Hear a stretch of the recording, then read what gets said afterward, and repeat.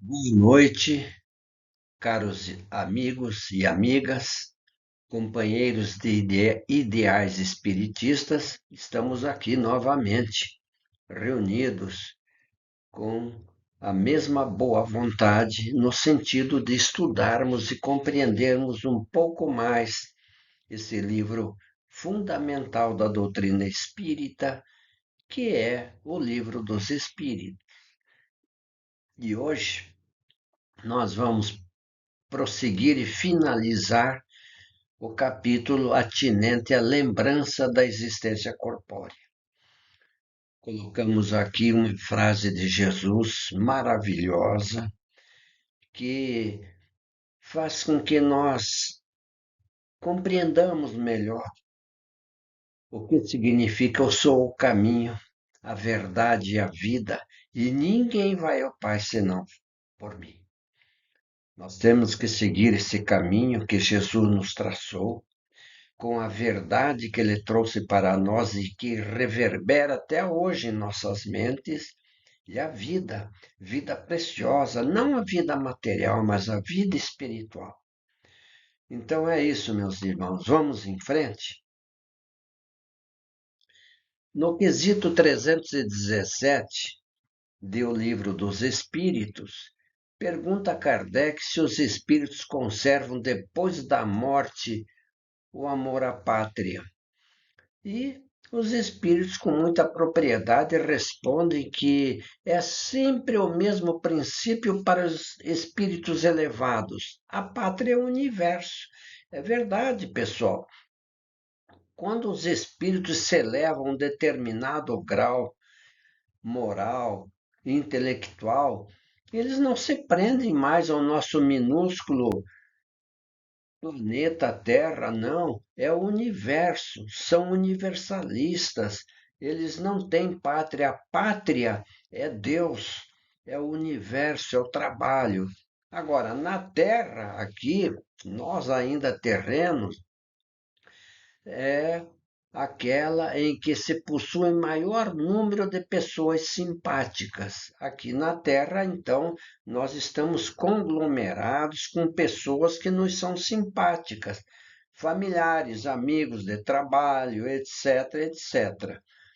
Então, para nós terrenos, sim, é muito importante essa compreensão aqui do nosso abençoado planeta que nos serve de moradia e também para o nosso progresso individual e coletivo. Então Kardec, ele faz um precioso comentário que a situação dos espíritos e sua maneira de ver as coisas variam infinito, é verdade, porque nossa, o número de espíritos também é infinito, infinito como Deus. Então, essas maneiras de entender as coisas variam muito, na razão do grau do desenvolvimento moral e intelectual do espírito.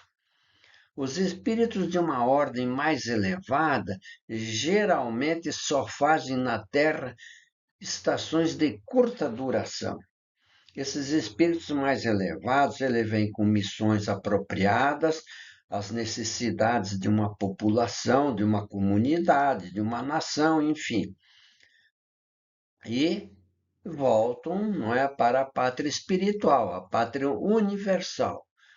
Tudo quanto aqui se faz, diz Kardec, é tão pequenino, é tão mesquinho em comparação com as grandezas do infinito. É claro, não há dúvida nenhuma, não dá para comparar, não é? As pequeninas coisas do planeta com as grandezas do universo. E as coisas a que os homens atribuem a maior importância são tão pueris, ou seja, tão pequenas, tão simples aos seus olhos, que eles encontram poucos atrativos neste mundo, a menos que tenham sido chamados a fim de concorrer para o progresso da humanidade. Então é verdade, os espíritos superiores, eles dão pouca importância às coisas materiais da Terra, a não ser que eles veem em missão apropriada, como do Chico Xavier, por exemplo. Uma grande missão de grande responsabilidade que só espíritos muito elevados conseguem suportar. Agora, os espíritos intermediários, não é? Que já estão num certo grau de evolução, eles passam mais frequentemente por aqui, ou seja, encarnam mais vezes, embora considerem as coisas de maneira mais elevadas do que durante a encarnação. Quer dizer, no lado espiritual, eles têm uma concepção mais ampla das coisas. O espírito tem uma liberdade maior e entende melhor as coisas materiais. Agora, os espíritos vulgares, espíritos muito simples, não é? Eles são, de alguma maneira, os que aqui permanecem constituindo a massa da população do mundo invisível. Quer dizer, o nosso planeta tem aproximadamente 7 bilhões de pessoas. Desses 7 bilhões, a grande maioria, a esmagadora maioria, são desses espíritos simples, espíritos que estão ainda naquele aprendizado, naquela necessidade de várias encarnações até atingir um determinado grau de evolução. Eles conservam com pouca diferença as mesmas ideias, os mesmos gostos e as mesmas tendências que tinham quando estavam encarnados. Esses espíritos vulgares, eles intrometem em nossas reuniões. Para quem já estudou o livro dos médiuns sabe bem, não é o nosso caso de falar agora. Eles se intrometem nas nossas reuniões, nos nossos negócios, nas nossas diversões, tomando parte mais ou menos ativa, segundo o seu caráter.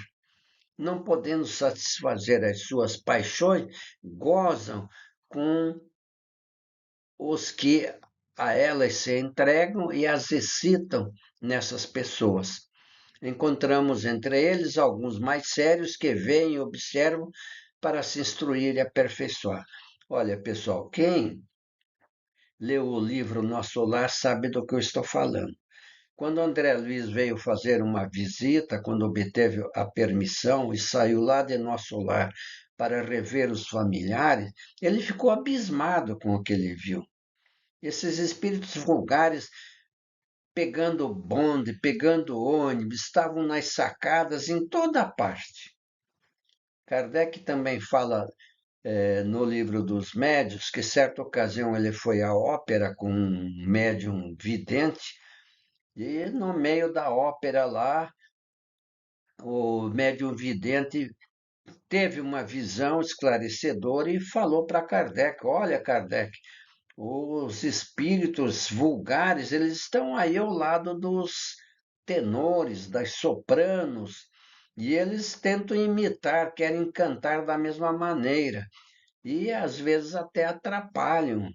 Então, é isso que acontece, pessoal. Esses espíritos vulgares, eles estão em toda parte.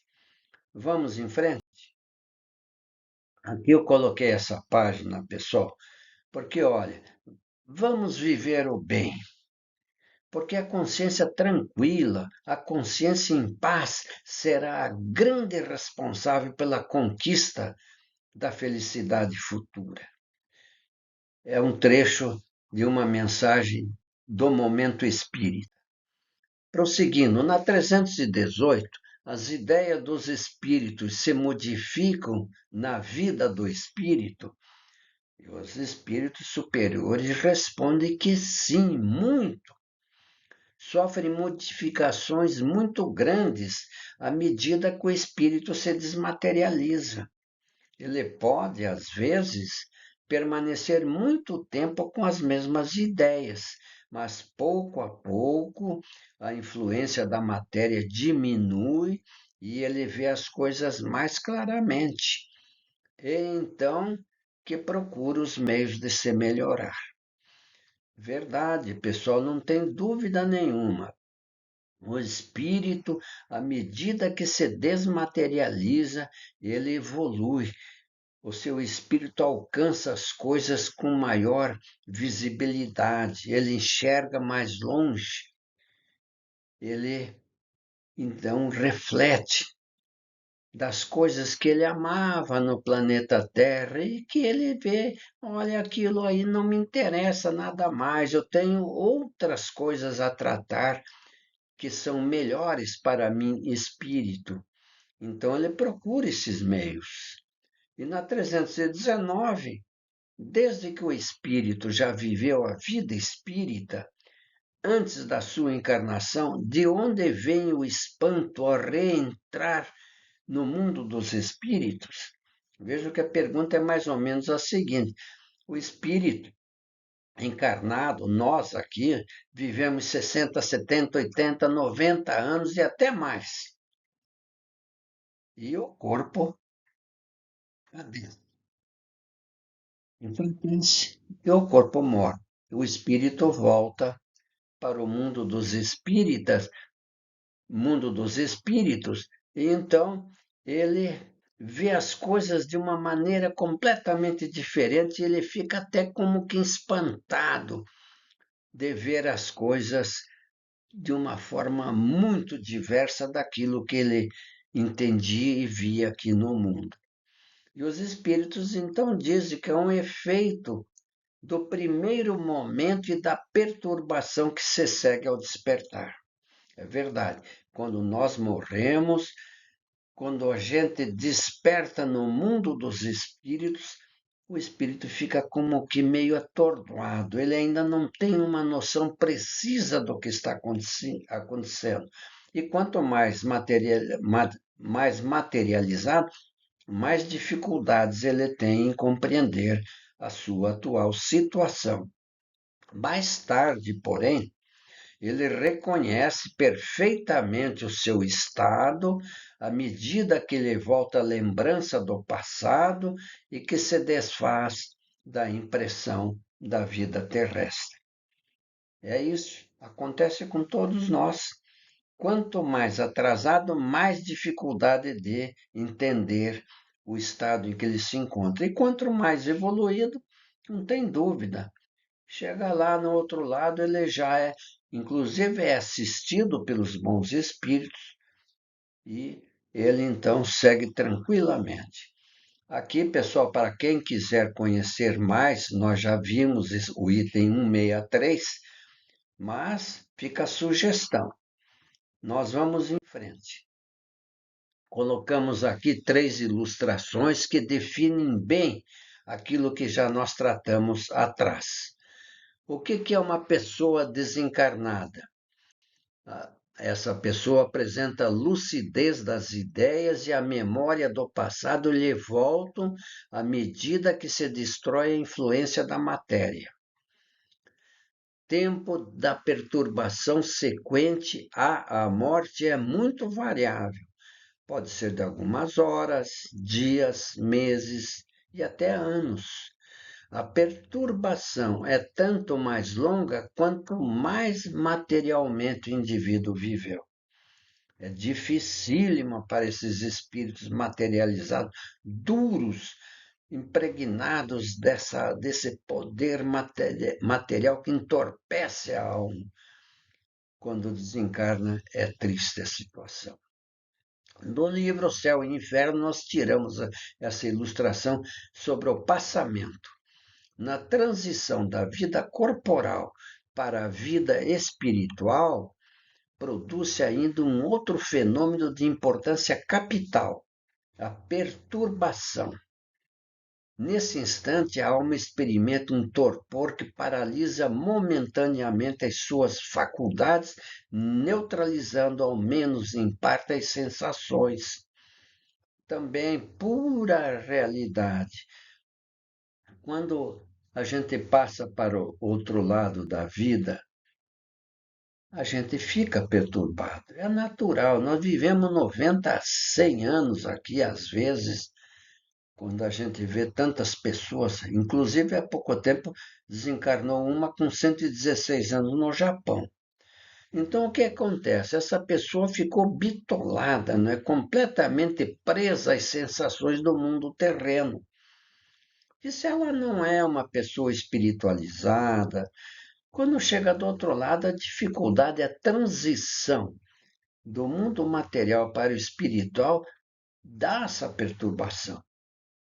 Mas todos têm a proteção do mundo espiritual. São espíritos do bem que se interessam por essas pessoas, amigos, familiares, etc., e que procuram ajudá-la para que mais rapidamente essa perturbação cesse completamente.